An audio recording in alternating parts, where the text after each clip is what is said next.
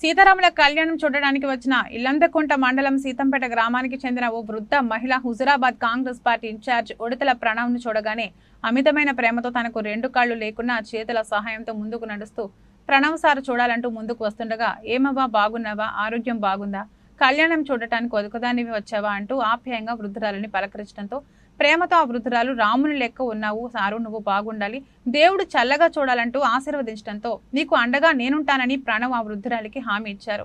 వృద్ధురాలికి Pranav shake hand ఇవ్వడంతో ఆనందంతో పరవశించిపోయింది. వెళ్ళొస్తానవ్వ, ఆరోగ్యం జాగ్రత్త అంటూ పలకరించి వెళ్లాడు.